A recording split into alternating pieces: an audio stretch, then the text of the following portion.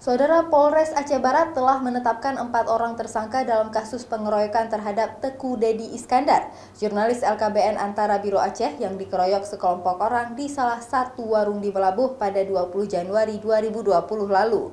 Dua tersangka baru diantaranya Akrim dan T. Herizal kini sudah ditahan di Mapolres Aceh Barat. Penetapan 4 tersangka dalam kasus pengeroyokan wartawan di Aceh Barat dilakukan penyidik setelah melakukan pengembangan dari alat bukti dan saksi yang dilaporkan oleh korban Teku Dedi Iskandar pasca kejadian. Sebelumnya penyidik juga telah menetapkan Umar Dhani dan Darman Syah yang ikut dalam aksi pengeroyokan itu, namun 2 tersangka sebelumnya ditangguhkan penahanannya. 4 tersangka yang terlibat dalam pengeroyokan terhadap Dedi Iskandar dijerat dengan pasal 170 KUHP. Mereka terancam hukuman 5 tahun penjara.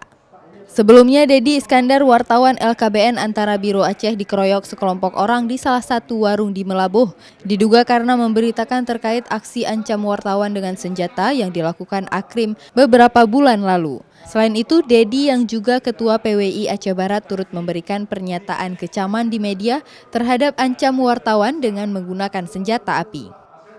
Ada penambahan 2 orang tahanan, yaitu yang pertama Akrim bin Nurdin, yang kedua T. Herizal bin Basri. Berarti sudah berapa orang? Sudah berapa tersangka, Pak? Yang penambahan ini kan 2 nih. Ya. Yang kemarin kan ada ditahan juga, tapi itu kan penangguhan. Ya, sudah berapa semua? Jadi berarti udah 4 ya?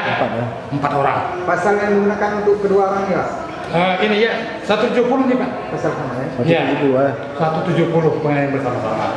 Berarti sekarang sudah ditahan Pak Akrim? Ditahan, ada di dalam, dan saya udah koordinasi sama Kasat Tahti bagian tanah, memang ada betul dimasukkan. Ada di mana? Ya udah.